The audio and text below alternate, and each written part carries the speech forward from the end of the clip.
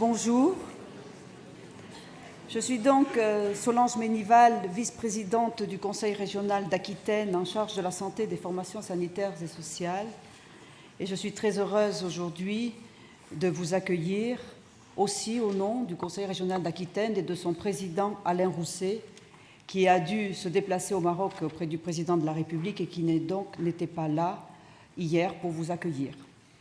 C'est donc aussi en son nom que j'accueille ce congrès des observatoires régionaux de la santé et de la Fédération nationale de ces observatoires régionaux, et que je remercie évidemment tout d'abord son directeur, le docteur André Ochoa, directeur de l'Observatoire régional de la santé d'Aquitaine, d'avoir permis que ce congrès ait lieu en Aquitaine et à Bordeaux. Je remercie aussi son président, Philippe Schneider. Je vous remercie à tous d'avoir fait ce long déplacement et d'être parmi nous pour poser des questions, et nous introduirons cette table ronde sur les données de santé, ces questions fondamentales de l'observation de la santé comme du social, parce que nous entrons dans un nouveau paradigme de la santé et du social en ce début du XXIe siècle, et que nous avons compris que nous basculions d'un système qui avait observé les maladies aiguës et qui nécessitait de se renouveler pour observer les maladies chroniques, et qui nécessitait de se renouveler pour observer les patients, les malades ou tout simplement les citoyens dans leur environnement et dans leur milieu de vie.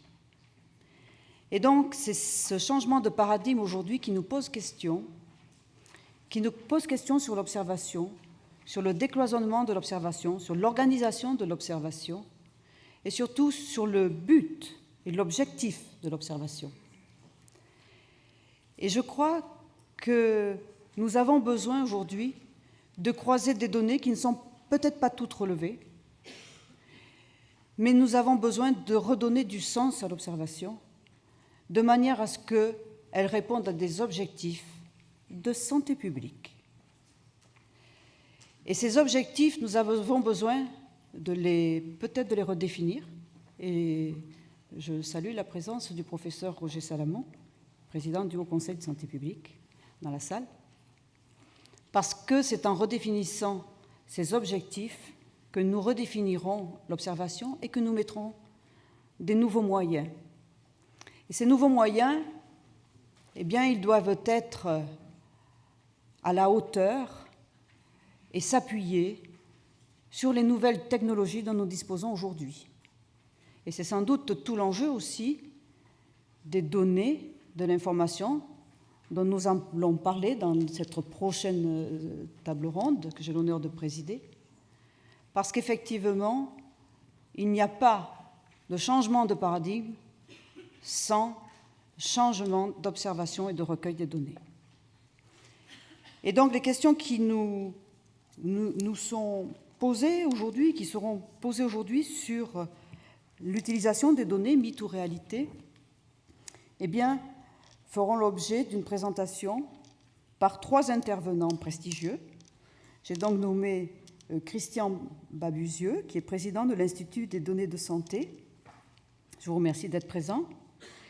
Monsieur André Loth, qui représente le directeur de l'adresse, Monsieur Frank von Lennep, directeur de projet, et Madame Sophie Vuillé-Tavernier, qui est directeur de l'innovation et de la prospective à la CNIL.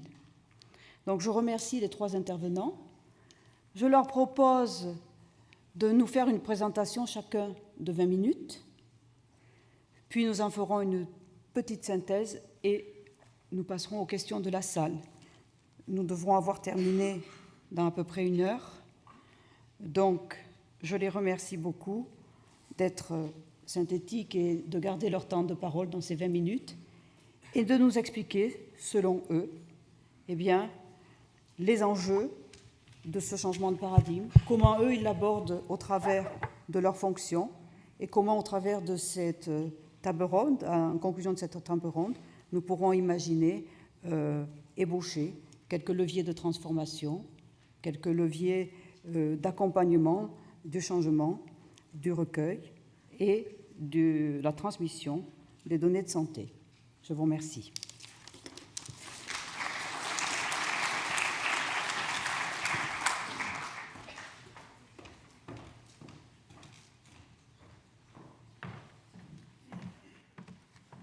Donc je suppose qu'on commence dans l'ordre qui était prévu. Donc, vous, Monsieur Babusiaux. Monsieur Babusiaux, oui. Merci beaucoup, Madame la Présidente, de votre présentation. Merci à l'ORS de Bordeaux de nous accueillir et à la Fédération nationale des ORS d'avoir organisé ce débat. Alors, ce débat tombe à pic parce que c'est vrai que c'est un débat apparemment technique qui pourrait paraître abstrait, voire abscon, et ne pas devoir retenir l'attention générale. Mais il y a, et beaucoup d'entre vous en sont conscients, beaucoup de débats, de remous, de polémiques, donc ce débat tombe à pic. Alors, avant d'aborder ce débat et les termes dans lesquels il faut poser les questions, me semble-t-il, je voudrais simplement d'abord souligner l'excellente relation des ORS avec l'Institut des données de santé et peut-être dire deux mots de ce qu'est l'IDS pour ceux qui ne le connaîtraient pas.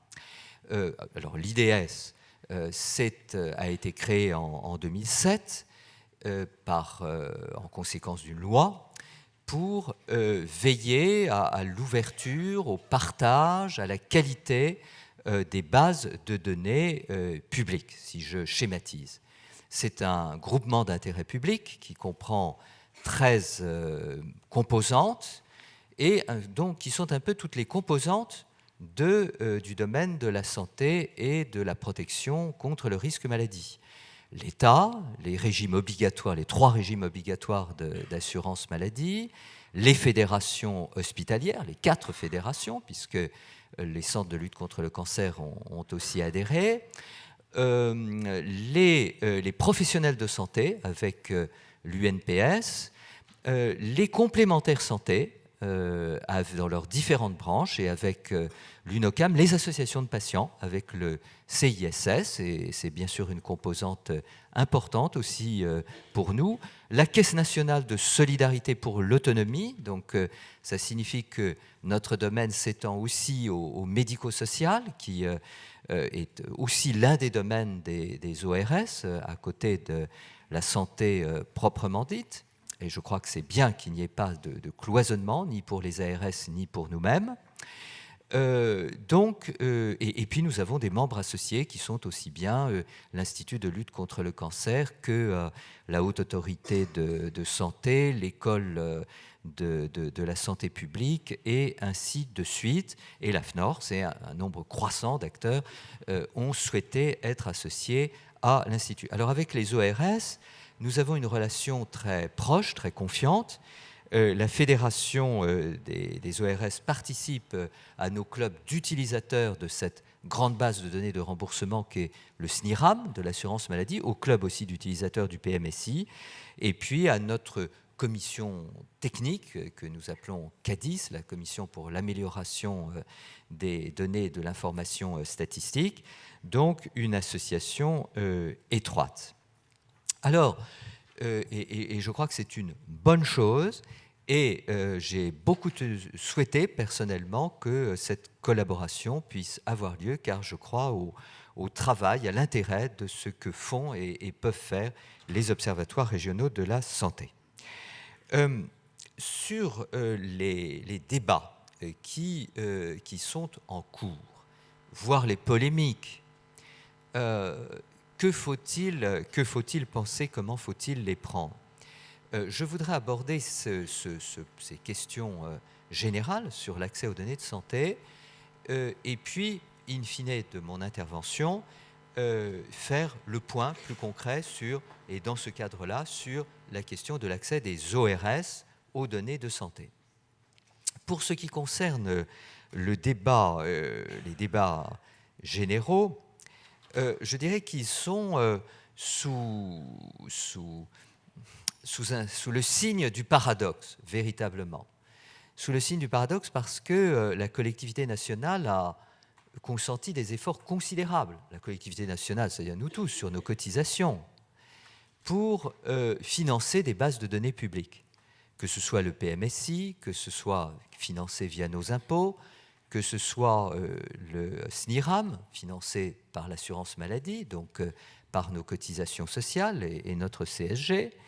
Le SNIRAM, ça a coûté 1 milliard d'euros, donc ça vaut que... Alors, c'est pas anormal, hein, ces grands systèmes d'information, ça coûte, mais si on prend tout l'investissement, toute la maintenance, etc., depuis le début, ce sont des investissements considérables. Et donc, je dirais, lorsqu'il y a un outil, il faut qu'il serve. Alors, autre chose est de savoir à quoi, par qui, comment. Mais c'est vrai que ce qui est la plus grande base de données du monde, le SNIRAM, après celle du Pentagone, à la vérité, et quelques autres, mais enfin, c'est la plus grande base de données de santé du monde. Hein. Il y a beaucoup plus de données de santé de remboursement, plus exactement, que dans la base du NHS britannique ou de toute autre base. Donc, ce sont des outils maintenant performants. Ça a mis du temps à être au point, mais c'est maintenant performant. Et il faut donc bien voir pour que ça ne reste pas sous-utilisé par rapport aux besoins. Alors, effectivement, je crois pour ma part qu'il y a un besoin considérable de données, mais de données anonymisées. Alors pourquoi d'abord un besoin considérable de données? Vous le savez bien, vous qui travaillez, enfin, qui souhaitez beaucoup travailler sur des données.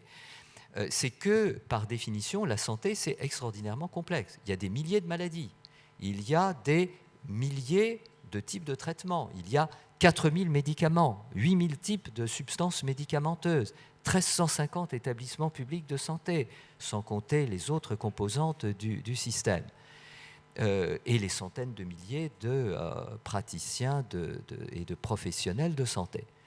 Donc tout ça, évidemment, par nature, il faut des données. Et ça ne peut pas être exploité selon de bonnes vieilles méthodes archaïques. Il faut utiliser des bases. Et les facteurs de la maladie, c'est aussi complexe. Hein. Pour avoir longuement travaillé sur les sujets d'alimentation, avoir présidé le Conseil national de l'alimentation, travaillé encore sur ces sujets, je vois bien que l'alimentation, c'est évidemment un facteur majeur de la santé. Il faut pouvoir, de même l'environnement, le travail, donc il faut les revenus, les catégories socio-professionnelles.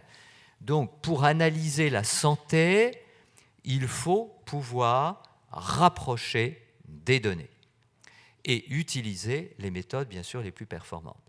Alors simplement, ma conviction, c'est que dans le cas le plus général, des données anonymisées suffisent. Pourquoi ? C'est que, en réalité, justement, l'épidémiologie, l'alerte sanitaire, ça relève en réalité de phénomènes qui sont souvent repérables, je dirais, statistiquement. Pour prendre une image, surveiller par exemple les anomalies dans la prescription des pilules de 3e ou de 4e génération, c'était assez simple. Il suffisait de regarder le volume des achats dans les pharmacies. Hein. Ce n'était pas la peine de suivre des consommations individuelles. Bon. Ou de même pour les consommations du Mediator. Il suffisait d'avoir les éléments de consommation pour voir que la consommation était considérablement supérieure à ce qui était écrit dans les AMM. Donc très souvent, et de même, quand on travaille sur des facteurs comme la nutrition, comme l'environnement, les données statistiques anonymisées suffisent. Et là, dans ce type de données, c'est utile dans deux grands types de domaines, la recherche, et la recherche est encore, je dirais, très peu développée en France. Pensons par exemple, même dans des domaines à privilégier comme le cancer, hein, je vois à travers les travaux que nous avons, la convention que nous avons passée avec l'INCa, hein, que l'INCa n'avait pas les cohortes et les croisements utiles, parce que par exemple, quand on veut faire de l'épidémiologie avancée du cancer, c'est quand même très utile de connaître les examens de laboratoire, et l'évolution quantitative et par type des analyses de laboratoire qui sont effectuées. Bon. Donc, je cite cet exemple concret, mais on voit bien qu'il y a de la part de l'INSERM, du CNRS, des CHU, de tous ceux qui travaillent sur la recherche, énormément de besoins de données. Et puis il y a le pilotage des politiques de santé, que ce soit le pilotage national, que ce soit le pilotage régional, que ce soit l'intérêt, y compris des élus locaux, des conseils régionaux, des conseils généraux pour le médico-social, avoir intérêt à pouvoir piloter tout ça, à avoir donc des données, mais aussi pour la veille sanitaire, où évidemment le traitement des données est fondamental.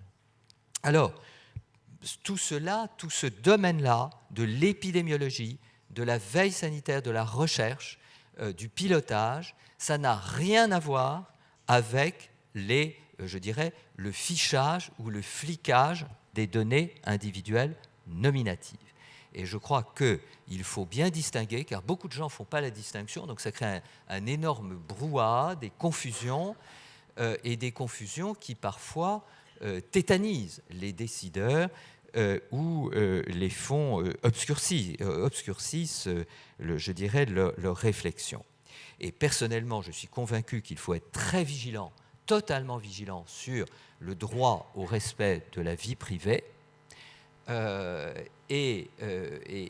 mais qu'en revanche, la donnée véritablement anonymisée, c'est une source aujourd'hui essentielle. Alors, il faut effectivement des échanges de données. Je suis convaincu qu'il n'y a guère de problèmes qu'il ne faut pas soulever, parce que beaucoup maintenant parlent de Big Data. Alors depuis que c'est à la mode, Big Data renvoie à Big Brother, c'est donc on imagine que nos achats chez Carrefour ou chez Leclerc vont permettre, combiné avec ce qui est extrait des données anonymisées du SNIRAM, de repérer que tel ou tel d'entre nous aura ou a telle pathologie. Bon, pour ma part, je n'y crois pas. Et je crois que parce que ce n'est pas abstrait, j'entends même des responsables d'institutions publiques agiter cet épouvantail. Je n'y crois pas une seconde, parce que le danger, il est ailleurs. Le danger, il est sur ces données que tel ou tel organisme prélève chaque jour sur notre ordinateur et qui là sont nominatives et peuvent traduire beaucoup de choses. Donc, je crois qu'il faut revenir à une vue plus rationnelle des sujets. Alors, quelle peut être la vue rationnelle? Les bases de données publiques, beaucoup d'entre vous en connaissent. Il y a d'abord le PMSI, qui existe depuis très longtemps, qui est ouvert, qui est disponible sur 20 ans, ou qui peut être disponible sur 20 ans, et qui est une base de données essentielle, qui est en partie d'ailleurs médicalisée, parce que ça donne les renseignements sur les hospitalisations. Donc, en réalité, il y a, mais de manière anonymisée, bien sûr, des données de type renseignant sur un certain nombre de pathologies. Tout ça, c'est ouvert, c'est fait par une agence publique, l'ATIH, qui certes a des problèmes, comme tout le monde, mais qui met à la disposition de tous ces données. Et puis il y a une autre très grande base, qui est le SNIRAM, donc ce système national interrégime d'assurance maladie, qui contient les données de remboursement anonymisées de 65 millions de Français, qui monte en puissance parce que la CNIL, à notre demande, a bien voulu admettre qu'on passe d'une durée de conservation, la CNAM passe d'une durée de conservation de 2 ans plus l'année en cours à ces années-là, plus progressivement 10 ans d'archivage. Donc tout ça monte en puissance. Cette base de données, juste un mot de technique, mais ça sera nécessaire ensuite pour parler du point où en sont les ORS dans tous ces domaines. Ce grand ensemble de données comporte d'une part un vaste entrepôt central comportant donc ces données de remboursement sur les 65 millions de Français. Et puis, il y a en fait 3 sous-produits de ce vaste entrepôt d'un côté ce qui est appelé des data marts, donc des espèces de sous-bases de données agrégées, ficelées, par exemple sur le médico-social, il y a un data mart médico-social, il y en a un sur l'offre de soins, il y en a un sur la liste des produits et prestations, la LPP, l'ancien TIPS, et ainsi de suite.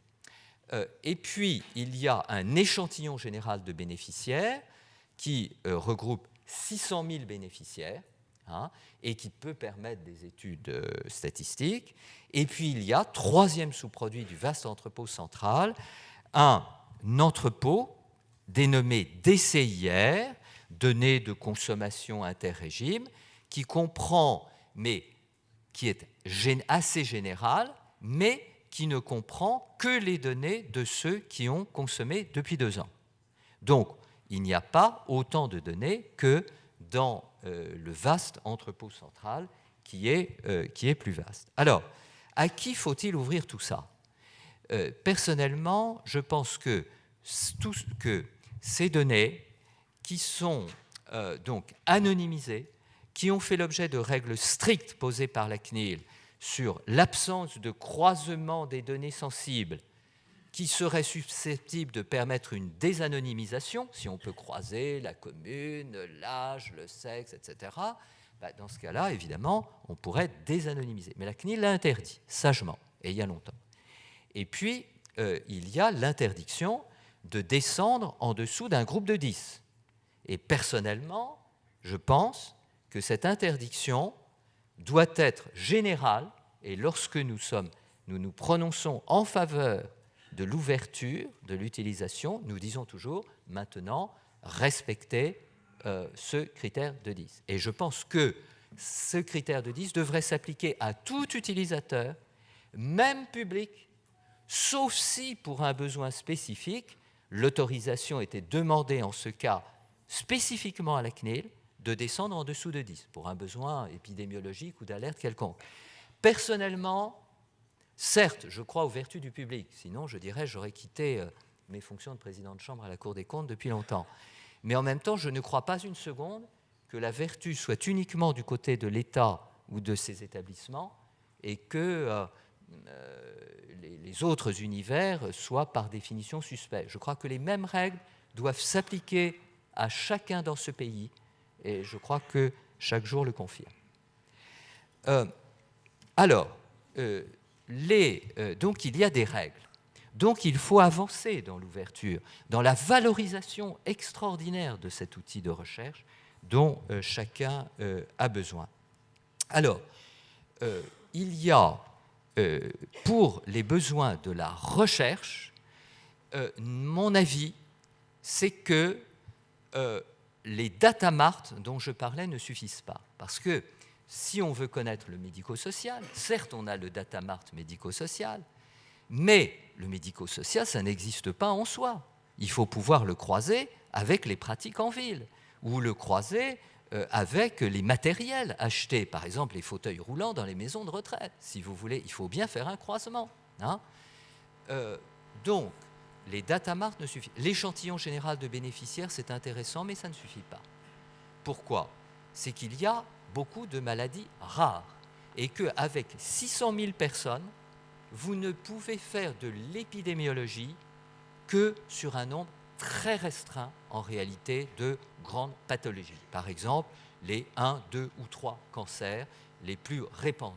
Mais même certains cancérologues disent qu'on peut, sur un seul cancer, faire de l'épidémiologie de long terme avec 600 000 bénéficiaires. Donc il faut, et nous en avons pris conscience progressivement, qu'il y ait l'accès de ce que, et c'est pourquoi j'entrais dans le détail technique tout à l'heure, il faut un accès au DCIR, à cette base où ont accès aujourd'hui l'Institut de veille sanitaire, enfin la CNAM bien sûr, qui le fabrique, mais aussi désormais l'INVS depuis 18 mois, et je pense qu'il faut l'ouvrir à la recherche, aux autorités sanitaires, à la haute autorité de santé, à l'agence du médicament, car comment peut-on, ou aux ARS, car comment peut-on être une autorité de sécurité sanitaire si on n'a pas accès aux données ? Alors j'entends bien que la HAS ou la NSM font appel à des bases de données privées.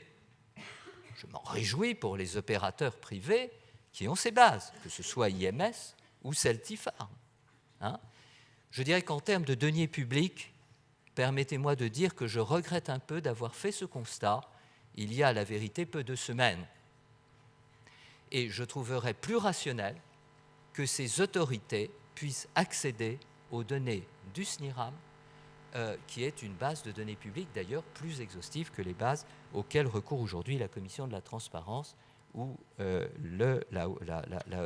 l'Agence du médicament. Alors, voilà, donc, pour moi, il faut que la recherche, en priorité la recherche publique, par exemple les CHU, puisse accéder, et quand je vois, par exemple, un très grand établissement public français, que je ne citerai pas, avoir fait justement 6 demandes d'extraction du DCIR, dont nous avons préconisé qu'elles soient satisfaites, et qui sont ou vont être satisfaites, je me dis que pour ce type d'utilisateur, il faut passer de la demande d'extraction à l'accès.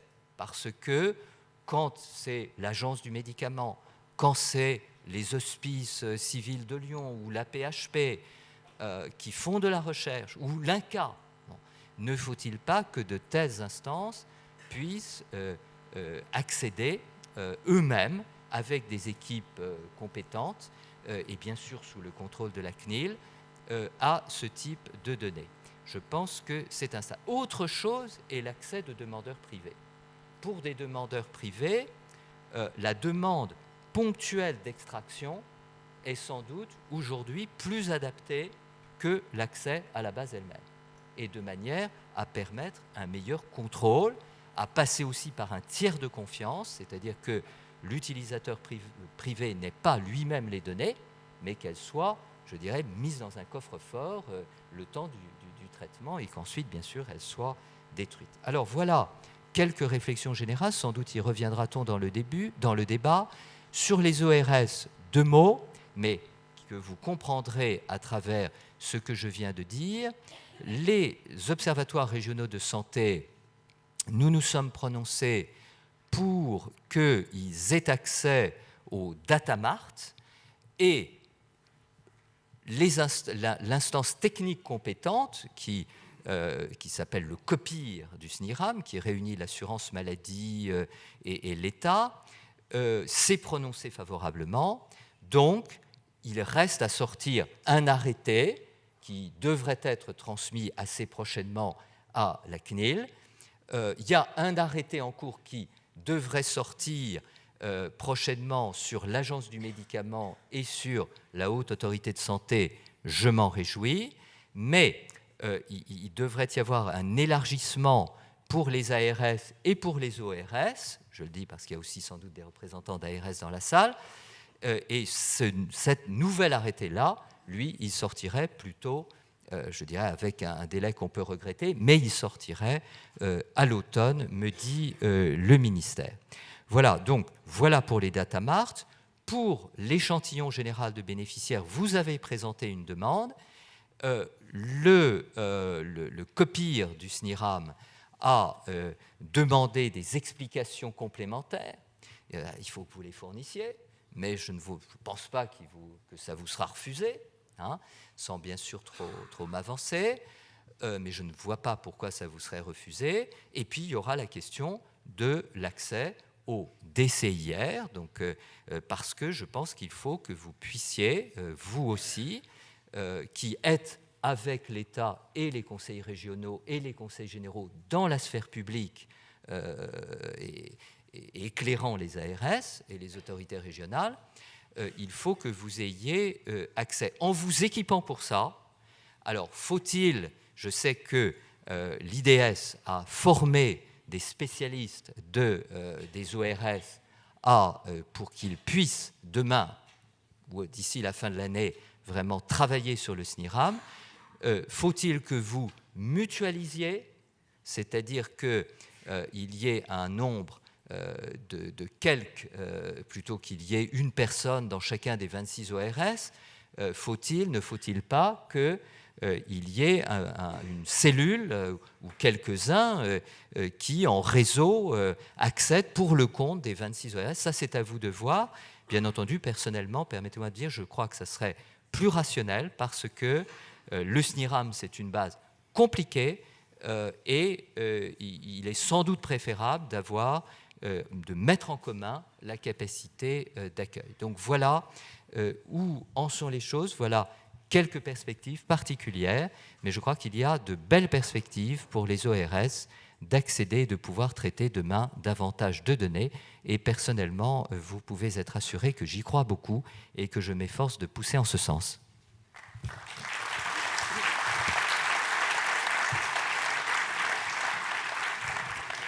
Merci beaucoup. Donc, Monsieur Lotte.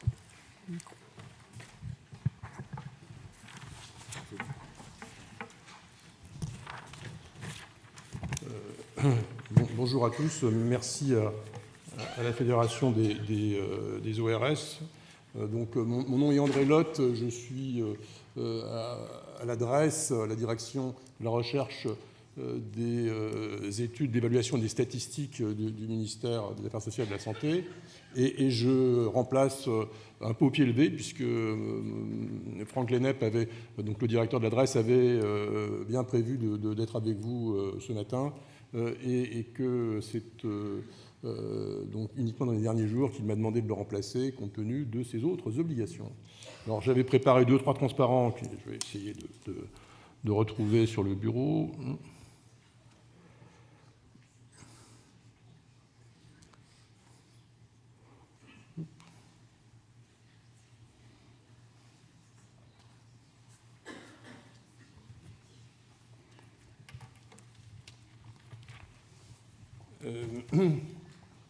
Christian Babuzio a dit tout à l'heure qu'il y avait une base de données très ancienne, le PMSI, et une base de données plus jeune, le SNIRAM. Je crains d'avoir un peu trempé dans les deux avant d'être à l'adresse et d'être donc l'une des personnes qui ont coupable d'avoir commis le PMSI lorsque, donc en 1990-91, dans les débuts des années 90, on a commencé à le généraliser. Alors moi, j'avais quand même tendance à penser que c'était il n'y a pas si longtemps que ça, et puis d'avoir également contribué à porter sur les fonds baptismaux le système national d'information interrégime de l'assurance maladie en lançant le projet Sésame Vital et le codage des médicaments, de l'ensemble des prestations qui aujourd'hui se retrouvent dans cette effectivement très grande base qui a démarré très petitement. Donc le PMSI a été, comme le SNIRAM, sont des très grands projets. Ce sont des très grands projets qui généralement mettent assez longtemps à se mettre en route, à sortir des premiers tunnels dans lesquels ils passent à leur début. Je crois me souvenir qu'au début, ça ne suscitait pas tant d'intérêt que ça, et beaucoup moins de passion qu'aujourd'hui. Je me souviens de discussions avec de brillants épidémiologistes qui m'expliquaient que les données du PMSI étaient des données de très mauvaise qualité, qui étaient corrompues par l'usage économique qu'on en faisait, et que le SNIRAM lui-même, donc recueillant finalement très peu d'informations, certes les médicaments, mais pas les résultats des examens. Et au fond, tout ceci ne valait pas une bonne enquête et avec une validation de la qualité des données. Je pense que les esprits ont changé parce que les bases se sont mises en place, que effectivement les données n'ont pas toujours la qualité de celles qui sont recueillies dans le cadre d'enquêtes ad hoc, mais elles sont là, elles sont très nombreuses. On trouve dans les données du PMSI des données de diagnostic sur les raisons pour lesquelles on a mobilisé des ressources dans un hôpital lors d'une hospitalisation. On trouve les médicaments qui, dans les données du SNIRAM, qui disent beaucoup de choses sur les maladies que l'on soigne, même si parfois l'usage des médicaments ne respectent pas les indications de l'autorisation de mise sur le marché, comme on sait. Et donc, il y a là une source d'information tout à fait considérable. Donc, Christian Babuzio disait que c'était probablement la principale au monde. Je ne sais pas, on va sans doute ouvrir un concours des plus grosses bases de données mondiales.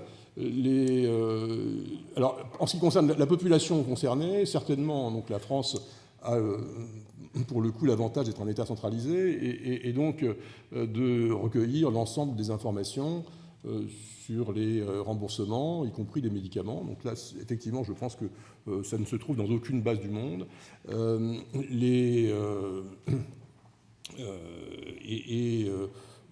Cela étant, donc on a une population très nombreuse dans cette base, on n'a pas toutes les données qui peuvent être recueillies dans d'autres systèmes de recueil ou de collecte d'informations.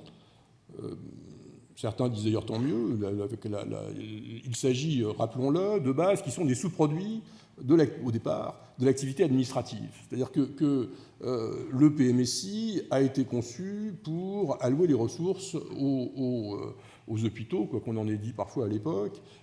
Et donc, les données qui sont remontées sont des données qui, par construction, se voulaient strictement limitées à ce qui était strictement nécessaire pour mesurer, identifier l'activité des hôpitaux. On n'a pas, par exemple, les examens biologiques ou les examens radiographiques qui remontent dans les données du PMSI parce qu'ils ne servent à rien du point de vue de la tarification de l'hôpital. Dans les données qui remontent, qu'on retrouve dans le SNIRAM ou dans les feuilles de soins, on n'a pas les diagnostics ou les motifs de consultation, parce qu'aujourd'hui, dans le système que nous connaissons, cela ne sert pas à déterminer la somme qui va être remboursée aux assurés, ou le tarif qui va être appliqué par le professionnel. Donc, ces données sont volontairement limitées dans une certaine mesure et elles ont vocation à se compléter entre elles et à être complétées éventuellement par des enquêtes. Donc, les bases de données administratives ne vont pas remplacer les enquêtes épidémiologiques. Tout ceci se complète. Alors, le PMSI et le SNIRAM se complètent particulièrement parce que... on le verra notamment à propos de l'usage des médicaments et des effets indésirables de certains d'entre eux. Mais avant cela, donc, sur les limites donc, des informations que l'on trouve dans ces bases, donc il n'y a pas les résultats d'examen, il n'y a pas l'ANAPAT, il y a des diagnostics, mais qui, donc, pour certains d'entre eux, demandent à être validés. En revanche, il y a quand même effectivement beaucoup d'informations. Alors, il y a beaucoup d'informations dans le domaine de la santé. Il y en a beaucoup moins dans d'autres domaines. On a peu d'informations sur la qualité des soins. On n'a pas non plus, et là c'est un des graves problèmes des systèmes d'information en santé en France, on a très peu de choses sur le domaine médico-social. Et donc là, je sais que les ORS travaillent sur l'ensemble du champ, et donc on constate que dans le domaine médico-social, on a des données d'enquête, auxquelles l'adresse contribue, je crois, mais on a finalement très peu de ces grands systèmes d'information administratifs dont on pourrait retirer ensuite des données utiles pour le pilotage.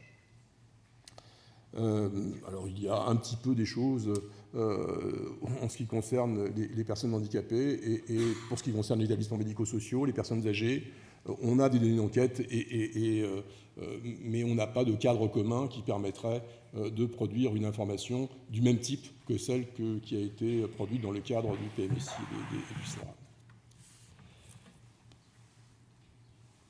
Donc, des débuts laborieux, des débuts sans grande passion. Je suis, à vrai dire, assez heureux de voir qu'on se bat aujourd'hui pour accéder aux données du PMSI et du SNIRAM, puisque, donc, encore une fois, ça n'était pas une ruée qu'on observait au départ, sans doute parce que les données ont été longues à monter en charge. Une montée en charge très inégale en ce qui concerne les usages de ces données. Alors l'adresse est un utilisateur des données, donc nous sommes, le ministère est un utilisateur de données, les chercheurs sont des utilisateurs de données, les industriels voudraient être utilisateurs de données, l'assurance maladie complémentaire souhaiterait avoir plus de données. mais pour l'instant, il faut bien dire que ce que j'ai résumé ici par une formule CNAM épidémiologiste 1, reste du monde 0, décrit assez bien ce qui se passe. C'est-à-dire que l'adresse elle-même utilise assez bien le PMSI. C'est relativement nouveau, mais c'est vrai. L'adresse utilise très peu le SNIRAM. Les personnes formées, il y en a très peu, il ne reste pas. Et le ministère, de manière générale, la direction de la sécurité sociale utilise le SNIRAM un peu comme une calculette pour préparer la loi de financement de la sécurité sociale. Je caricature un tout petit peu, mais ça n'est pas complètement faux. Et donc, on a aujourd'hui un usage donc de données très agrégées dont on souhaite disposer tout de suite, mais qui ne sont pas à la hauteur de ce que l'on pourrait faire avec la richesse de ces bases de données. Donc, on a vu avec la pétition, les tribunes des uns et des autres, on a entendu dire ce que Christian Babuzio a dit là, c'est-à-dire qu'on pourrait espérer que de la richesse de cette base, davantage d'usage, davantage d'ouverture. On peut regretter que l'on paye des informations à des sociétés alors que l'on disposerait théoriquement de ces informations en interne, même si ce ne sont pas toujours exactement les mêmes. Donc, et le gouvernement a annoncé qu'il y aurait sur le sujet des états généraux à l'été et qui donc permettront que l'État se prononce, soit peut-être un peu plus actif et qu'il ne l'a été sur ce sujet. Il n'y a pas eu non plus de la part du gouvernement de passion pour l'utilisation de ces données jusqu'à présent. Et ces pétitions, ces débats auront certainement eu ce mérite que l'État s'engage beaucoup plus nettement qu'il ne l'avait fait jusqu'à présent à arbitrer et à jouer son rôle dans le pilotage du système. Sans doute, un des éléments qui a provoqué la bascule, c'est l'affaire du Mediator et la découverte qui a été faite par beaucoup à l'époque que l'on pouvait, sur ces immenses bases de données, où l'on retrouvait à la fois donc, la consommation de ces médicaments. Il ne suffit pas de voir que les médicaments sont très consommés pour qu'on puisse en déduire qu'ils sont mal consommés. Ce qu'on a pu voir, c'était à la fois qu'il y avait beaucoup de consommation du médicament en question et que les mêmes personnes allaient se retrouver ensuite dans les hôpitaux, parce qu'on le savait grâce au PMSI, et cela depuis peu de temps, soignées pour telle ou telle pathologie, notamment des valvulopathies. Et que les données très nombreuses dont on disposait permettaient de faire de dire de manière significative qu'il y avait un lien entre ces deux réalités. Donc, ceci est très nouveau. Le lien entre le PMSI et le SNIRAM, sans lequel on ne pouvait pas faire ce genre d'études, est véritablement opérationnel depuis 2009. Alors, les données du PMSI sont certes plus anciennes, il y a plus longtemps qu'elles sont dans le SNIRAM, mais le bouclage entre les deux, la possibilité de suivre, de rattacher les mêmes données du PMSI aux mêmes malades que les données du SNIRAM, c'est une possibilité qui n'a été conquise, qu'on n'a réussi à faire qu'assez tardivement.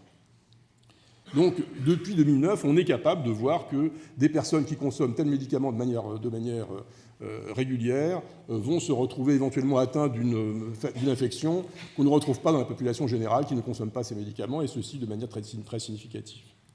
Je caricature sans doute un petit peu, mais ceci a probablement créé un choc. C'est un choc tout récent. Encore une fois, on est en 2009.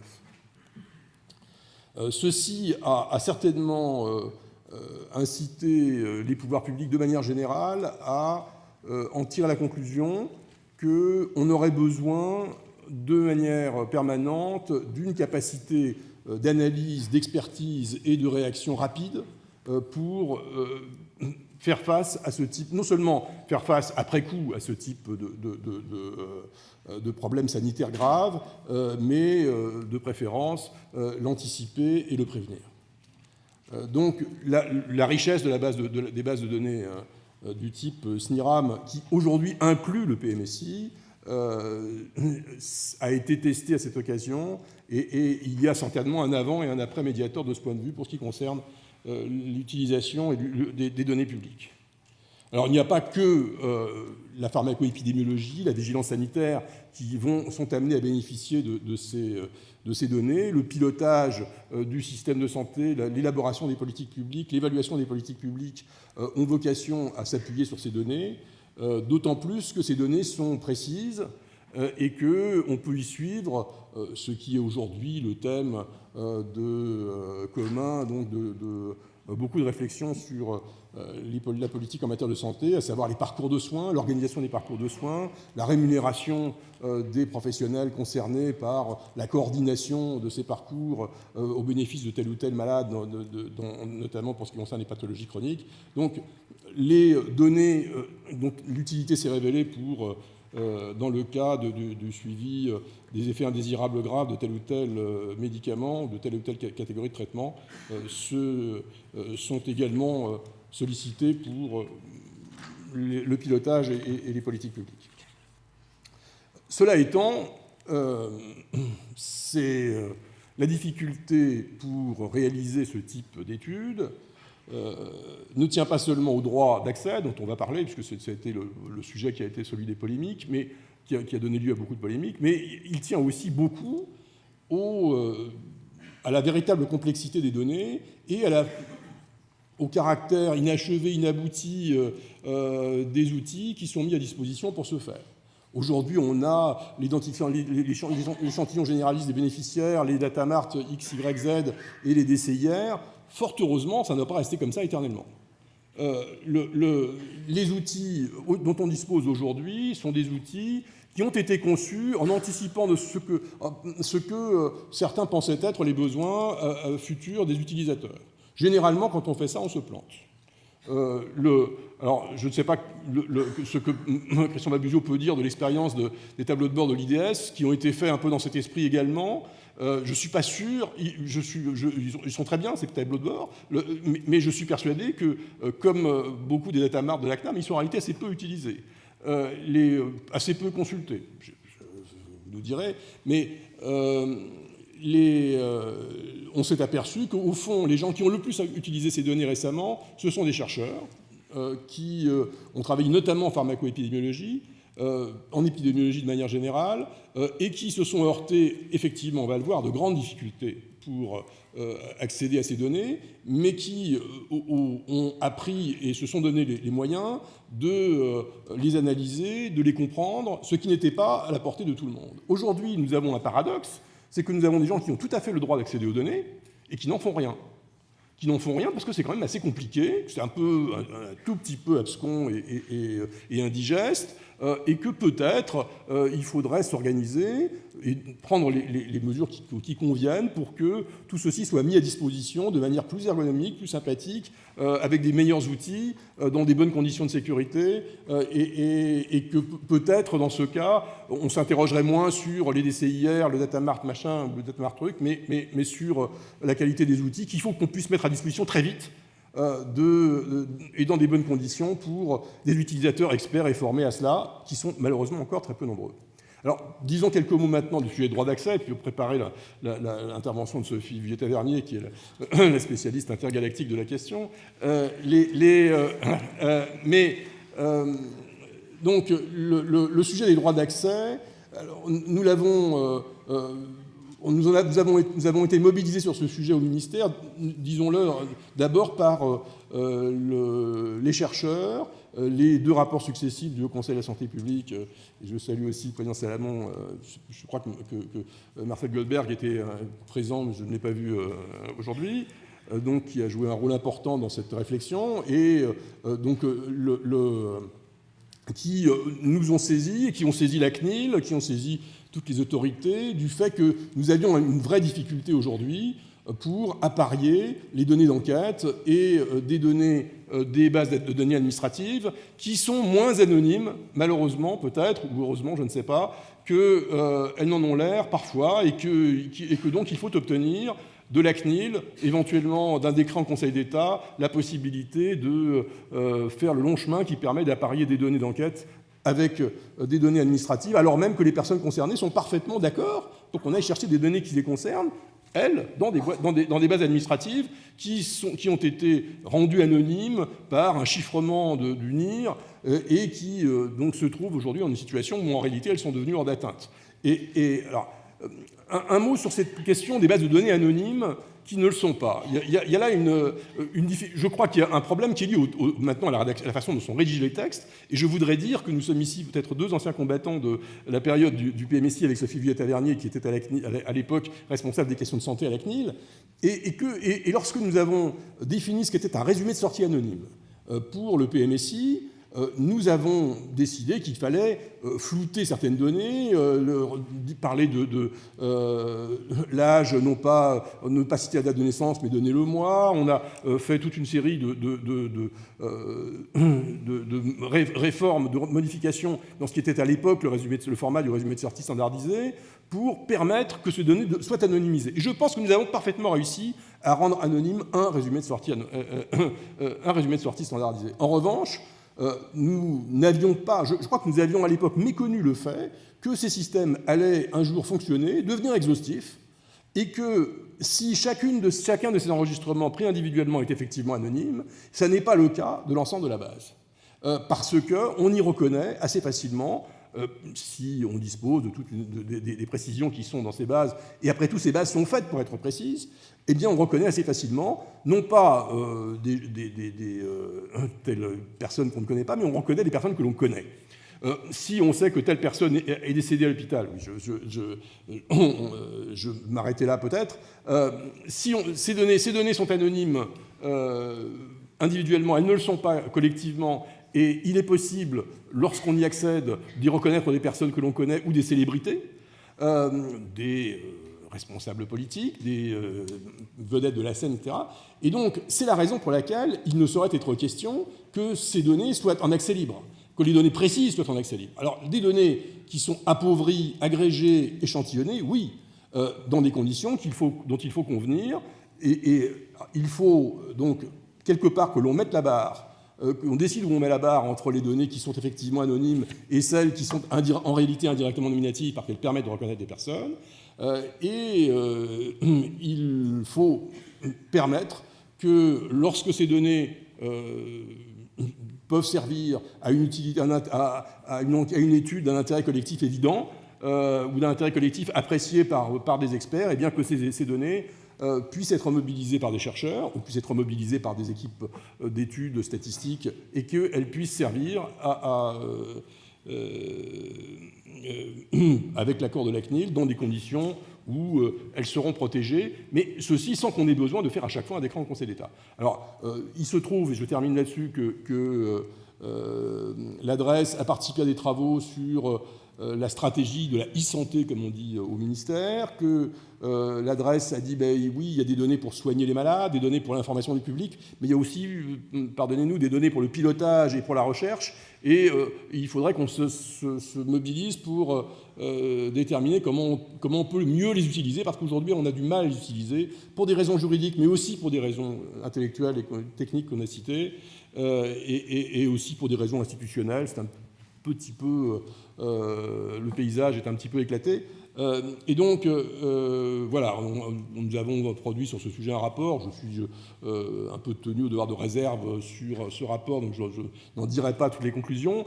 Il vient seulement être remis, mais nous avons essayé, donc, dans l'esprit de ce que je viens de dire, de lister les obstacles et de voir comment on pouvait les surmonter. Voilà, je vous remercie.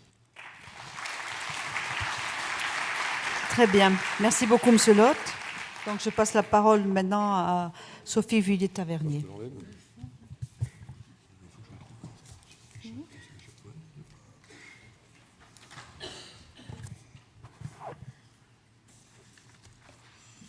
C'est ça.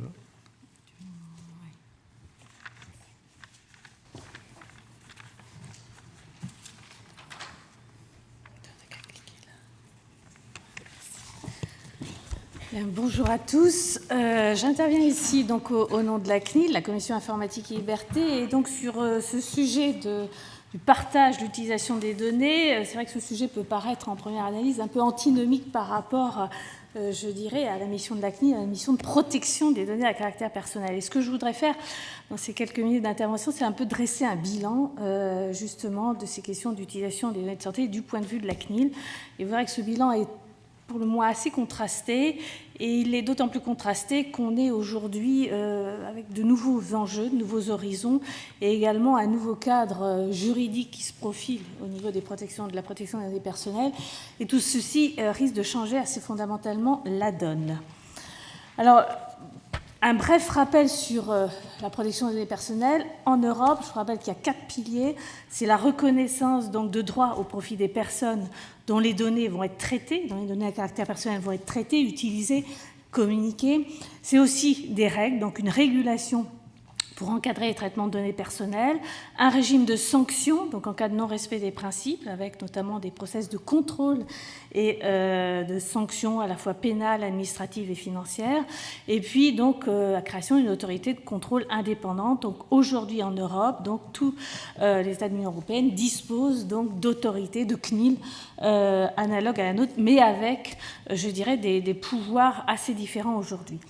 Donc pour résumer, en Europe, c'est une régulation par la loi, et dans le monde, une disparité de situation, puisque seuls dans le monde, 50 États disposent de législation de protection des données, et des États, des pays aussi forts sur le plan du numérique que les États-Unis, la Chine ou l'Inde, ne disposent pas de loi de protection des données. On voit tout de suite l'enjeu en ce domaine. Alors, en Europe, donc, bref rappel du cadre juridique existant, j'insisterai plus particulièrement sur cette directive de 1995 qui est en voie de révision et qui devrait se traduire par un règlement d'application directe et qui va fortement bouleverser, je dirais, le champ de la protection des données personnelles en Europe et notamment en France. J'y reviendrai. Alors, s'agissant de la protection des données personnelles en France, c'est bien sûr la vieille loi informatique et liberté de 1978 qui régit toujours donc, la régulation des données personnelles. Cette loi a été assez profondément modifiée à plusieurs reprises, et notamment en 1994 pour permettre un encadrement de l'utilisation des données de santé à des fins de recherche médicale. Ça a été, je crois, me semble-t-il, une assez grande avancée, parce qu'avant, on était dans une situation de blocage au regard des règles, et notamment des lois relatives au secret professionnel. Donc, il me semble que là, il y a eu une première avancée. Une deuxième avancée qui s'est traduite en 1999 par la possibilité, encadrée certes sur le plan législatif, la possibilité d'utiliser les données issues notamment du PMSI et des bases de données médico-administratives, notamment des caisses d'assurance maladie. On y reviendra, mais ça a été, je dirais, une avancée également. Et puis d'autres modifications qui sont intervenues par la suite. Et puis, donc en France, c'est donc la CNIL qui est chargée de veiller à l'application de la loi. 2 mots sur la CNIL, donc qui est une AAI, une autorité administrative indépendante, qui aujourd'hui est composée donc de 17 membres qui émanent d'horizons divers, aux magistrats, personnalités qualifiées, parlementaires notamment. Et depuis 2011, donc, le défenseur des droits également fait partie, sous certaines conditions, donc, de la commission. Les effectifs, 180 personnes qui ont fortement grossi, avec sur le pôle santé donc, un effectif de 5 à 6 personnes, ce qui peut paraître peu, mais également avec notamment un service des contrôles qui s'est fortement étoffé, et notamment sur le secteur santé.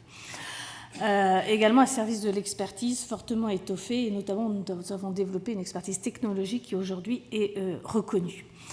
Enfin, le budget qui est aujourd'hui de 17 millions d'euros, donc qui, je dirais, se maintient, et je crois que les gouvernements successifs ont pris conscience de l'intérêt, je dirais, d'une défense efficace des droits et libertés des individus face au numérique avec la CNIL. Alors, triple mission aujourd'hui, information, conseil et également réflexion prospective. C'est la raison pour laquelle une direction des études de la prospective donc, a été créée en 2011, dont j'assure la direction, qui a pour objet à la fois de développer la réflexion prospective dans des dimensions pluridisciplinaires et notamment sociologiques, économiques, dimensions qui faisaient jusqu'à récemment défaut à la CNIL, et qui a également pour objet d'ouvrir la CNIL sur l'extérieur. C'est vrai que longtemps, on nous a reproché d'être un peu, de raisonner et de réfléchir en vase clos, et de raisonner je dirais, en termes peut-être trop théoriques et en termes juridiques. D'où la volonté de la CNIL, donc de s'ouvrir sur l'extérieur, et notamment sur le monde académique et le monde de la recherche. Et ceci s'est notamment traduit par la conclusion de conventions de partenariat avec un certain nombre d'organismes de recherche. J'y reviendrai. Deuxième aspect, c'est l'aspect contrôle qui reste au cœur des missions de la CNIL, avec l'aspect déclaration et contrôle sur place. Les déclarations, comme on le verra avec l'évolution du cadre juridique européen, les déclarations vont disparaître pour une très large part au profit d'un renforcement des procédures de contrôle sur place et au profit d'un renforcement des procédures de sanctions. Ces sanctions, elles existent depuis 2004. Et ça s'est aussi traduit par une activité de plus en plus forte de la CNIL en ce domaine. Je vous donne là quelques chiffres qui montrent que notre activité est en croissance constante. Alors, sur la donnée personnelle de santé, la donnée personnelle de santé a toujours revêtu dans les lois de protection des données un statut particulier, puisque le principe, c'est l'interdiction du traitement des données de santé, mais heureusement avec un certain nombre de dérogations qui, je dirais, sont devenues maintenant de droit commun, si je puis dire. Alors ces dérogations, rapidement, c'est notamment le consentement des personnes. Si effectivement la personne a consenti au traitement de ces données personnelles de santé, eh bien c'est un fondement tout à fait légal, légitime, qui permet ce traitement. Pour autant, la CNIL a toujours considéré que ce consentement était une garantie nécessaire, mais pas suffisante. Et notamment, elle a toujours considéré que dans certains domaines, il faudrait une loi pour encadrer les transmissions de données. Je pense notamment à l'assurance maladie complémentaire, où nous avons toujours considéré que le consentement du bénéficiaire de soins ne suffisait pas à permettre une transmission de données, notamment des données issues des feuilles de soins, à des organismes d'assurance maladie complémentaire. Alors certes, on a autorisé à titre expérimental certaines expérimentations pour notamment les compagnies d'assurance, mais il ne nous semble pas que ce soit une garantie suffisante, mais j'y reviendrai. Deuxième dérogation, c'est bien sûr les traitements donnés à des fins de médecine préventive diagnostique, bien évidemment les dossiers médicaux hospitaliers, informatisés, système d'information hospitalier, les fichiers médicaux sont bien évidemment bénéficient de cette dérogation. Troisième élément, c'est l'intérêt public, donc les traitements, notamment les études statistiques qui sont réalisées notamment par l'INSEE, revêtent un intérêt public et sont considérés comme tels par la CNIL qui les autorise en connaissance de cause. Et puis, donc l'autre dérogation donc, qui a été introduite, comme je le disais, en 1994 puis en 1999, c'est à des fins de recherche médicale et d'évaluation des pratiques de soins et de prévention. S'agissant de l'utilisation des données à des fins d'évaluation des pratiques de soins ou de prévention, notre loi apporte quand même une restriction qui peut-être mériterait d'être réexaminée, c'est-à-dire qu'en aucun cas peuvent être utilisées des données concernant le NIR ou concernant des données directement nominatives. Donc il y a une procédure d'autorisation, mais qui repose uniquement sur des données, je dirais, indirectement nominatives. Avant-dernier cas de figure, c'est si les traitements font l'objet de procédures d'anonymisation à bref délai. Ils peuvent être autorisés par la CNIL, c'est ce qui a été fait notamment dans le cadre de ce qu'on appelle les expérimentations Babusio. Donc on reprend toujours ce terme-là. Ce sont donc ces expérimentations qui ont été menées donc, il y a quelques années pour permettre aux assureurs maladie complémentaires donc, d'accéder sous certaines conditions aux feuilles de soins électroniques. Et donc ces expérimentations se sont réalisées dans le droit fil de vos recommandations et qui notamment prévoyaient donc, des processus d'anonymisation à bref délai en recourant notamment à des procédures de hachage des identités, notamment du NIR. Et enfin, le dernier cas de figure, on en a parlé, c'est le cas particulier donc, du SNIRAM, qui a été créé par la loi, qui prévoit, et ça je voudrais quand même le rappeler, cette disposition législative du Code de la Sécurité sociale, qui prévoit donc la création donc, de ce SNIRAM avec une alimentation donc, par notamment les caisses d'assurance maladie des différents régimes, avec quand même un principe fort inscrit dans la loi qui prévoit que les données collectées et traitées doivent être utilisées dans des conditions préservant l'anonymat des bénéficiaires de soins. Non pas l'anonymat des professionnels de santé, puisque là on est potentiellement sur du nominatif, mais l'anonymat des bénéficiaires de soins. Et c'est là, je dirais, où on est au cœur de la problématique. J'y reviendrai. Donc, aujourd'hui, par rapport à cet encadrement légal qui existe en France et en Europe, d'ailleurs, quelle est l'approche de la CNIL? Je veux dire que cette approche, elle a toujours d'essayer de concilier, si je puis dire, d'avoir un juste équilibre entre effectivement les intérêts de santé publique, recherche médicale, notamment observation des pratiques de soins et le respect de la vie privée. Alors ce juste équilibre, il n'a pas toujours été et il n'est pas toujours facile à réaliser. Mais par rapport, vous évoquiez la pauvreté, si je puis dire, des travaux de recherche en France. Alors peut-être que nous, on a une vision peut-être très théorique, mais je dois dire que c'est vrai que je me suis occupée longtemps du secteur santé, je continue un peu à le suivre de loin, et je vois quand même on voit une croissance quand même très très forte du nombre d'autorisations qui nous parviennent, aussi bien donc en recherche épidémiologique, en traitement d'évaluation des pratiques de soins. Donc là, on en est entre 800 à 1000 demandes par an, et ça ne reflète sûrement pas la réalité du terrain, puisqu'on sait très bien que bon nombre d'organismes de recherche, soit par ignorance, soit par finalement, en considérant que les contraintes CNIL sont trop lourdes, ne nous déclarent pas leur projet de recherche, mais je dirais on a une assez bonne vision quand même du développement de la recherche en France. Et au travers des autorisations, il me semble quand même que c'est un monde qui vit et qui, je dirais, traite en tout cas beaucoup de données. Alors évidemment, on n'a pas ensuite le retour sur les résultats de ces recherches. Ça serait d'ailleurs intéressant d'avoir un feedback là-dessus. Mais enfin, en tout état de cause, je dirais que la recherche, en ce qui concerne l'utilisation des données personnelles, est une recherche qui quand même est assez active en France.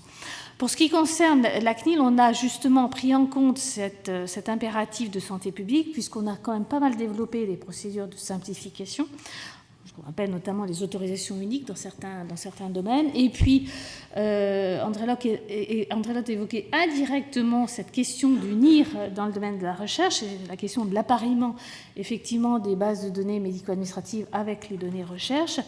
Et la CNIL, il faut quand même le souligner, vu son histoire et la genèse de la loi informatique et liberté, la CNIL donc a été, je dirais, je crois, la première, ou une des premières, avec également d'autres, je dirais, avec également le milieu de la recherche, a attiré l'attention du ministère de la Santé sur la nécessité de revoir l'encadrement juridique existant en ce qui concerne l'utilisation donc du numéro de sécurité sociale pour permettre l'appariement donc notamment des bases de données médico-administratives avec les données recherche.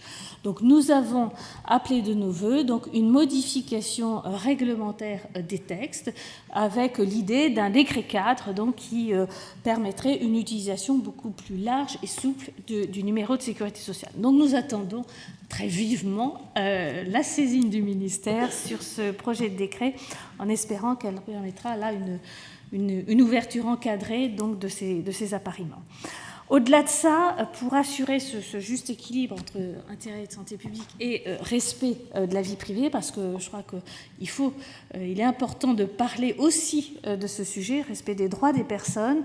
Je crois qu'il y a deux garanties qui nous semblent, qui ont toujours paru essentielles à prendre en compte. C'est bien sûr l'aspect sécurité, confidentialité, voire anonymat, mais l'anonymat, c'est très beau en théorie, en pratique, on le voit au fil de l'eau et au fil des projets qui nous sont soumis.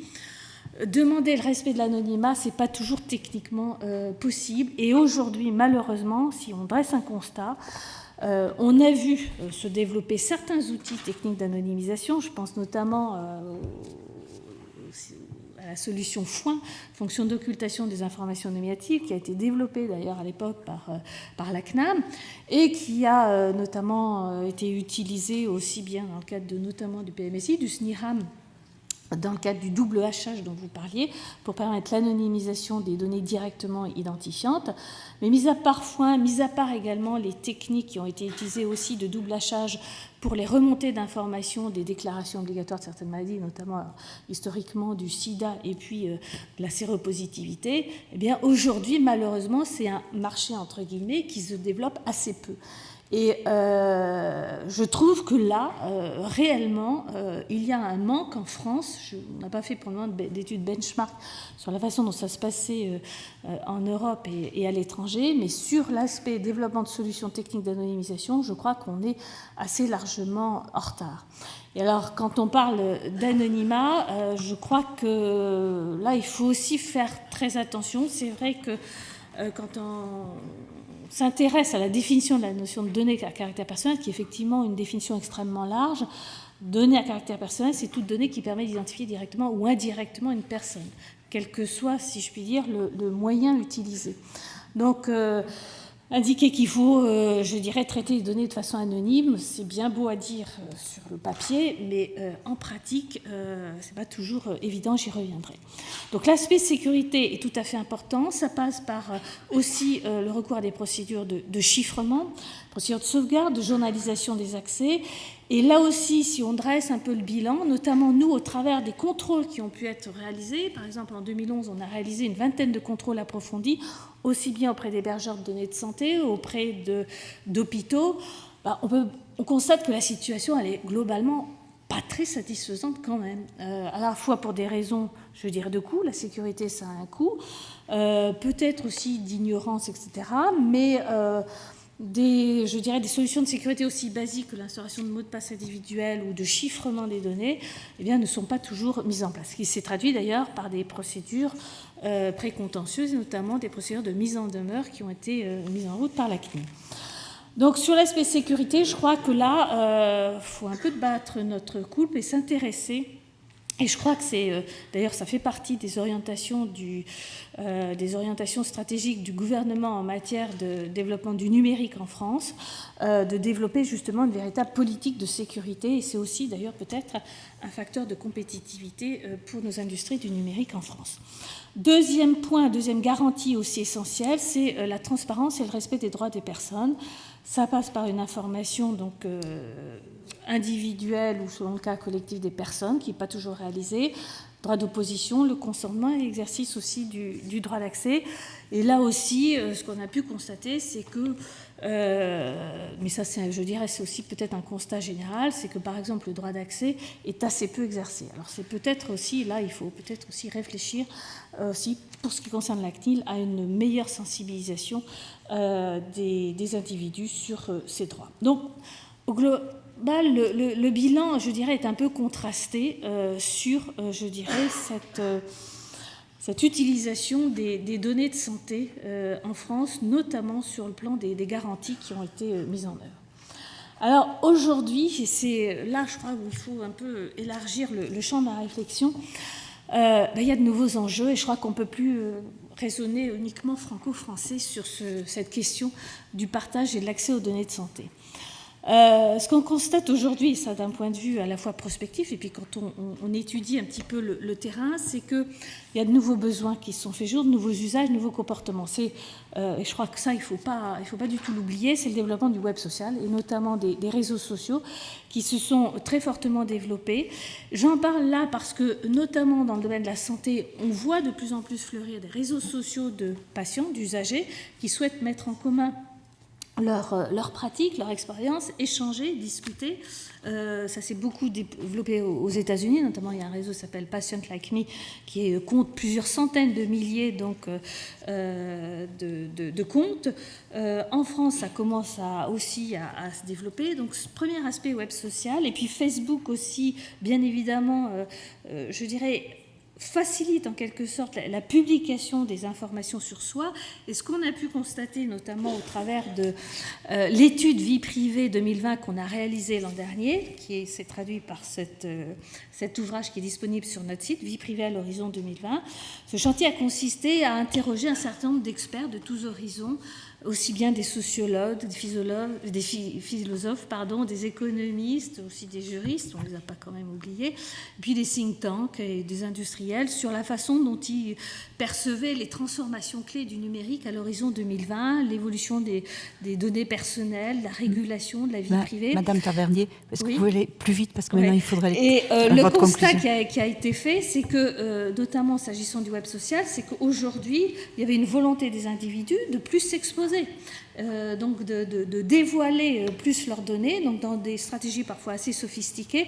Et ce dévoilement de soi, il ne faut pas du tout l'oublier dans le monde de la santé. J'évoquais les réseaux sociaux de patients, mais c'est aussi ce qu'on appelle le mouvement du quantified self, c'est-à-dire l'automesure de soi, qui consiste notamment de plus en plus à utiliser des capteurs, balance, tensiomètre, podomètre, etc., pour, je dirais, collecter pour soi des données de santé, les publier sur le web et donc en faire également un usage qui peut-être n'est pas du tout anodin. L'autre aspect aussi que je voulais évoquer, c'est le développement des applis sur smartphone dans le domaine de la santé. Et ça aussi, c'est un aspect qu'il ne faut pas oublier parce que les sociétés qui sont derrière donc, vont potentiellement aussi réutiliser ces données. Et là, il peut y avoir aussi des objectifs de santé publique comme des objectifs commerciaux derrière. Donc ce mouvement donc, du développement des applications smartphone, on le voit aussi apparaître bien évidemment en France. Pour, par exemple, le suivi des diabètes, le suivi des grossesses, dans le domaine également diététique. Donc tout ceci se développe avec le développement potentiel donc, de données personnelles de santé qui sont de plus en plus diffusées. Ça, c'est, je dirais, le défi un peu des nouveaux usages sociaux. Deuxième défi, c'est le défi de la technologie et de la mondialisation, donc avec le développement du cloud, qui potentiellement peut aussi concerner les données personnelles de santé. On ne sait plus aujourd'hui où sont traitées les données et, je dirais, quelle régulation leur apporter, sans parler des problèmes de sécurité. C'est le big data dont a parlé donc Christian Babuzio, avec cette explosion donc, du volume des données liées d'ailleurs au web social, données structurées comme non structurées, qui, avec le développement d'analyses d'algorithmes de plus en plus sophistiqués, permettent de déterminer des comportements un peu prédictifs. Ça commence à être utilisé assez fortement dans le domaine de la santé, dans le domaine de l'assurance, et on voit bien là, potentiellement, qu'il y a des sources énormes donc, de réexploitation des données, notamment dans le champ de la santé publique. Enfin, c'est aussi la problématique de ce qu'on appelle le GAFA, c'est-à-dire les acteurs clés de l'Internet, Google, Amazon, Facebook et Apple, qui eux aussi ont un intérêt bien compris à pouvoir réutiliser donc toutes les données personnelles. Et là, il y a d'énormes gisements de données qui se font jour, avec potentiellement aussi des données personnelles de santé. Et je ne citerai qu'un seul exemple, mais Google Flu Trends, qui permet finalement de détecter de façon préventive les épidémies de grippe dans les différents pays, c'est un outil qui est aujourd'hui très utilisé en santé publique. Enfin, j'aimerais bien avoir votre avis là-dessus, mais par rapport au réseau Sentinel qui existe, Google Flu Trends, par l'analyse des requêtes sur le moteur de recherche de Google, eh bien, est un outil fantastique. Et ça, il ne faut pas du tout le méconnaître. Donc, pour les données de santé, les enjeux sont multiples. C'est données personnelles anonymat. Je ne vais pas détailler là, mais je dirais aujourd'hui, on est vraiment pour nous à la frontière de savoir comment essayer de réguler ces données qui sont à mi-chemin entre l'anonyme, l'indirectement nommé, et on voit bien que les contraintes de la loi sont peut-être trop lourdes pour régler cette situation des données qui sont, je dirais, à moitié anonymes. Mais là, en ce domaine, encore une fois, je pense qu'il faudrait se rapprocher, notamment de la recherche en informatique. J'étais encore avant-hier séminaire avec l'INRIA, où ils sont, je dirais, ils développent des projets de recherche en matière technique d'anonymisation, ou ce qu'on appelle d'obfuscation et de brouillage des données, qui serait tout à fait intéressant d'explorer, notamment dans le domaine de la recherche en santé publique. Est-ce que vous pouvez conclure, je vous en prie, parce qu'il faut passer un petit peu. C'est l'aspect meilleure maîtrise de l'individu sur ses données de santé. Ça, on l'a vu donc, avec le développement du web social. Et ça, c'est un élément absolument clé à prendre en compte dans les réflexions actuelles autour de l'utilisation des données de santé. On n'entend pas beaucoup parler de l'individu, alors que de plus en plus, par le développement de ce que j'évoquais, quantified self, etc., eh bien, l'individu a besoin de maîtriser de façon plus claire ces données. Et enfin, donc, c'est la problématique de la réutilisation commerciale. Alors, j'arrêterai là, malheureusement, mais le projet de règlement européen que j'évoquais tout à l'heure donc, apporte un certain nombre de réponses sur ce point. Je n'ai pas le temps, mais on pourra peut-être y revenir. Merci. Merci beaucoup. Merci beaucoup. Effectivement, on ne peut qu'être ravi de cette présentation et surtout de ce qu'il y a maintenant, cet outil de la prospective qui permet de véritablement regarder quels sont les enjeux liés à toutes ces technologies qui arrivent sur le marché, pour lesquelles le citoyen s'en saisit, le professionnel s'en saisit, et pour lesquelles les autorités doivent pouvoir accompagner dans l'intérêt évidemment des citoyens. Alors avant de vous passer la parole, simplement un petit mot de synthèse. L'enjeu, on le voit bien, c'est des données immenses, peut-être la plus grosse base de données au monde, hein, si on considère ces fichiers, bâtie dans un objectif économique et pas forcément plutôt quantitatif que qualitatif. Aujourd'hui, la recherche a besoin de données qualitatives et on voit bien que tout le monde est prêt à réorganiser les données. Mais comment va-t-on s'y prendre? Je pense que c'est l'enjeu que vous avez tous ici au niveau des experts que vous êtes. Et puis une question qui se pose aux politiques et qui se pose aux citoyens, quid de l'investissement public que cela représente au niveau économique et financier? Quid des enjeux d'évaluation de tout le système qui est mis en marche au regard des nouveaux enjeux que nous avons aujourd'hui en termes de recherche de santé publique, d'épidémiologie, face au développement des nouvelles maladies, en tout cas des maladies chroniques, des suivis du cancer et autres maladies. Et pour cela, comment faire à partir d'un outil qui a été bâti avec un objectif économique, en faire un outil qui permet, qui profite à la santé du citoyen. Et donc, comment le citoyen, comment les professionnels peuvent s'en saisir. Et moi, j'ai envie de vous poser la question par rapport au partage des données. C'est que j'ai connaissance que certains pays d'Europe ont inversé le paradigme en disant que le dossier, les données, elles appartiennent aux patients, d'abord.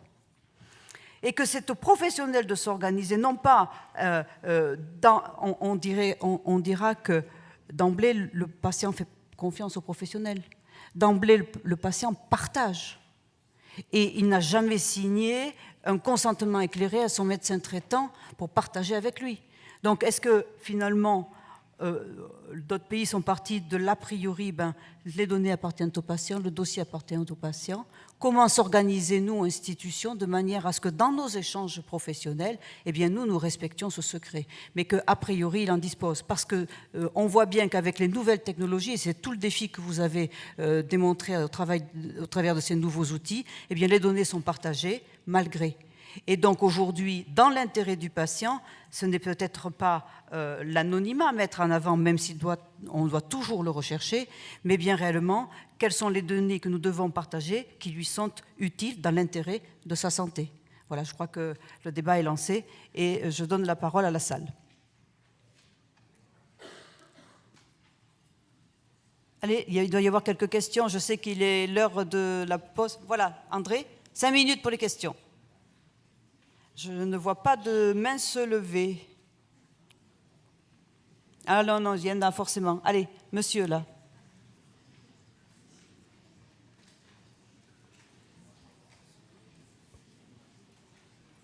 Voilà, vous vous présentez. Bonjour à tous. Xavier Vitry de l'Agence régionale de santé. Je suis géographe de la santé ici.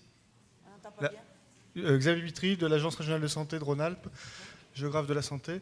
Une question pour l'Institut des données de santé, pour la CNIL, concernant la géolocalisation des adresses des personnes des bases de santé, sur le stockage de l'information géolocalisée dans la base à côté de l'adresse, qui fondamentalement revient exactement à la même chose à partir du moment où on a stocké l'adresse, qu'on mette à côté la coordonnée en XY. Fondamentalement, ça ne change pas grand-chose. En dehors du fait en termes de stockage et de réutilisation derrière. C'est-à-dire qu'il y a d'un côté le stockage d'une information qui est indirectement nominative, et ensuite cette intégration dans les différents, dans le DCIR, dans les bases éventuellement du PMSI à terme, pourquoi pas, de façon à permettre de recomposer des territoires à la volée, en respectant évidemment les seuils de nombre de personnes sur ces mailles géographiques. Mais en termes d'investissement pour la collectivité, une économie potentielle très, très nette, parce que si aujourd'hui on a par exemple les quartiers IRIS ou les communes qui sont disponibles dans le DCIR par exemple, demain l'INSEE fait changer, enfin les communes évoluent tous les ans, on a des changements de territoire, des fusions de communes, des scissions, et du coup l'information, elle, est perdue.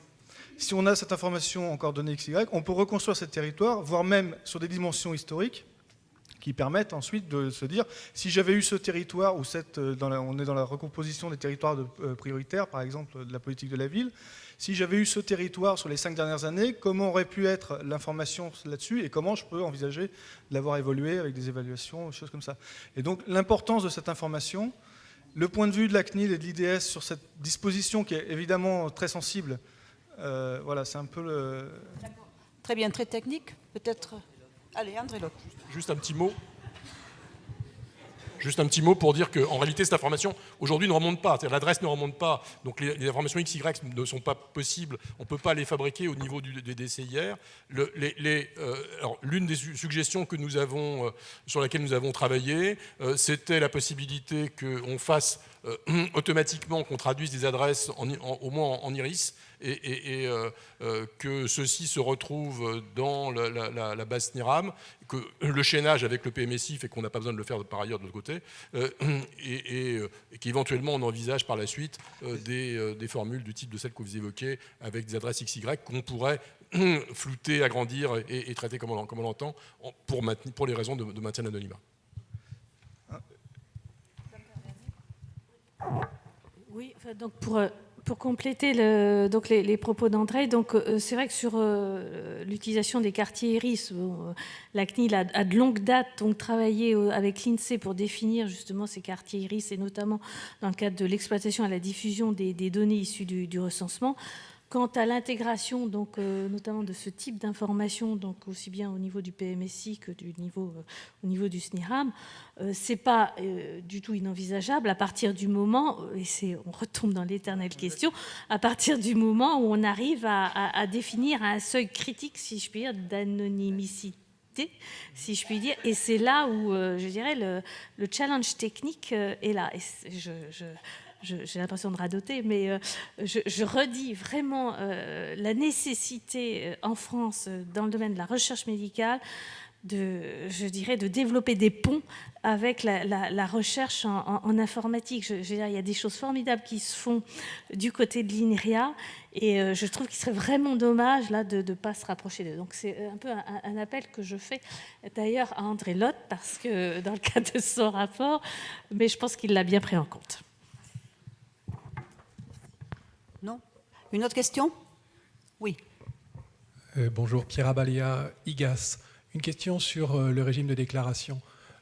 Vous avez laissé entendre qu'un certain nombre d'équipes procèdent maintenant à des déclarations, mais que beaucoup d'autres ne le feraient pas. Ma question, c'est, avez-vous une idée de la part de non-déclaration dans ce qui se passe aujourd'hui ? Voilà. Deuxième question. Vous nous avez laissé entendre que ce régime de déclaration allait disparaître avec la réforme de la directive européenne en cours. Pourriez-vous nous en dire davantage ? Alors sur le premier point, non, malheureusement, on n'a aucune idée du taux de sous-déclaration, mais je dirais il est très important, enfin je pense, objectivement, et ça c'est tout confondu, tout secteur confondu. C'est une des raisons pour lesquelles, je dirais, aussi bien le législateur européen que même la CNIL, enfin que l'ensemble des autorités de protection des données, conscientes du fait qu'il était absurde de continuer dans une voie de déclaration au cas par cas des traitements informatiques. Aujourd'hui, toute notre société est numérique, donc ça serait complètement absurde de vouloir maintenir un contrôle. Donc on s'est déjà d'ailleurs assez largement engagé dans cette voie par la réforme de la loi en 2004, où on a quand même pas mal simplifié, exonéré, etc. Mais quant à vous dire aujourd'hui le taux de sous-déclaration, non. Alors au niveau donc du projet de règlement, effectivement, donc ce à quoi en principe on devrait s'attendre si le projet de règlement est adopté dans les conditions dans lesquelles il a été rédigé initialement, c'est une disparition donc quasi complète des déclarations au profit, et ça c'est la contrepartie, d'une responsabilisation beaucoup plus grande des entreprises, des administrations sur l'aspect protection des données. Ça devrait se traduire d'une part par, bien sûr, un renforcement des sanctions donc possibles à l'égard des entreprises, des administrations qui ne respecteraient pas je dirais, les règles de protection des données. Et puis au-delà de ça, par le développement de ce qu'on appelle une politique d'accountability, c'est-à-dire de mise en conformité interne de l'entreprise, qui donc devra développer ce qu'on appelle des PIA en anglais, c'est-à-dire des études d'impact sur la privacy, sur la protection de la vie privée, et notamment pour les traitements jugés sensibles. Et parce que j'avais un slide là-dessus, mais notamment les traitements de données de santé, notamment de grande ampleur, ou les traitements visant à évaluer les comportements, et notamment dans le domaine de la santé, traitements aussi, par exemple, de données biométriques, sous certaines conditions, les traitements de recherche médicale aussi, seraient sous certaines conditions donc soumis à cette obligation d'étude d'impact. Et puis, là, il y a un renvoi au droit national ou aux autorités de contrôle national pour définir, le cas échéant, des régulations plus importantes. Donc il n'est pas du tout impossible que pour ce secteur sensible que sont les traitements de données de santé, il y ait maintien d'un certain process d'autorisation. Mais ça sera beaucoup plus souple et allégé que ça l'est aujourd'hui. Et toute la question, c'est aujourd'hui de savoir si notamment les procédures d'autorisation qui, je pense, sont considérées par vous, dans la majorité des cas, comme des procédures assez lourdes, avec avis préalable, selon le cas, du comité consultatif sur le traitement de la recherche, ou IDS, ou CNIS, ou etc. Avec autorisation de la CNIS, si ces procédures ne vont pas être allégées. En tout cas, nous, on commence à réfléchir en interne sur un assouplissement de ces règles en ce domaine, parce qu'on se rend bien compte que les délais d'instruction sont extrêmement lourds, donc il faut simplifier là aussi en la matière. Très bien, nous devons conclure et donc terminer cette table ronde. Je vous remercie beaucoup de ces interventions fort riches, et je voudrais dire que le partage des données il doit se faire dans l'intérêt supérieur du patient avant tout. Merci pour tout.